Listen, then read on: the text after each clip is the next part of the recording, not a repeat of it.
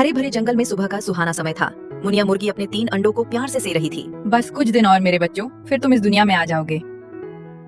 एक दिन मुनिया खाना खोजने जंगल की पगडंडी पर जा रही थी। तभी उसकी नजर झाड़ियों के पास पड़े एक अकेले अंडे पर गई। अरे ये अंडा किसका है? यहाँ अकेला कैसे रह गया? बेचारा, अगर मैं इसे यहीं छोड़ दूंगी तो कोई जानवर इसे खा जाएगा। मुनिया उस अंडे को उठाकर अपने घोंसले में ले आई। कुछ दिन बीत गए। आखिर वो दिन आ गया जब अंडों से बच्चे निकलने लगे। 3 अंडों से प्यारे प्यारे चूजे निकले, लेकिन चौथे अंडे से एक छोटा सा कछुए का बच्चा निकला। माँ, ये हम जैसा क्यों नहीं दिखता? ये भी तुम्हारा भाई है और मेरा बच्चा भी। मुनिया ने कभी चारों बच्चों में फर्क नहीं किया। वो सबको बराबर प्यार देती और साथ में खिलाती।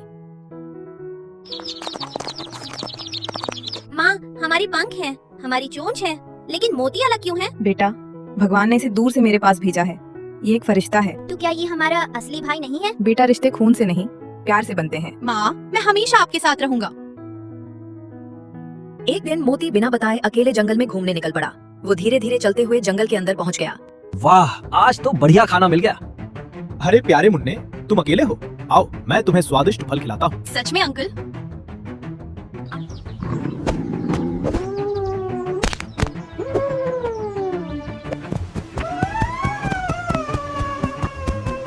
अंकल, आपको क्या हुआ? आप भाग क्यों रहे हो? मुझे फल तो खिलाते जाओ। मोती घर वापस पहुंचा। मुनिया बहुत परेशान थी। मोती, तुम कहाँ चले गए थे? मैं कितनी डर गई थी। माँ, मैं जंगल घूमने गया था। वहाँ एक अंकल मिले थे। वो मुझे कुछ खिलाने वाले थे। जैसे ही उन्होंने मुझे पकड़ा, उनका दांत टूट गया। बेटा, वो तुम्हें खाना चाहता था।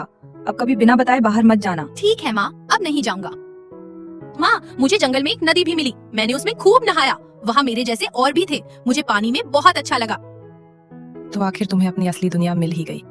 एक माँ समझ चुकी थी कि उसका बच्चा अब बड़ा हो रहा है और उसकी असली जगह नदी में है। बेटा, तुम्हारी असली दुनिया यही है। तुम्हें अब यहीं रहना चाहिए। लेकिन माँ, मैं आपको छोड़कर नहीं जाना चाहता। माँ का प्यार कभी दूर नहीं होता बेटा। मैं आपसे मिलने आता रहूंगा माँ। मैं इंतजार करूंगी। जल्दी आना बेटा।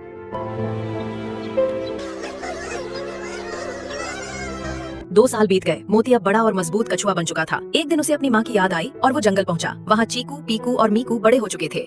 भैया, माँ कहाँ है? मैं माँ से मिलने आया हूँ। भाई, माँ अब इस दुनिया में नहीं है। नहीं, ये झूठ है। जिस घोंसले में कभी माँ की ममता थी, वहाँ अब सिर्फ यादें बची थीं। मोती जोर जोर से रोने लगा।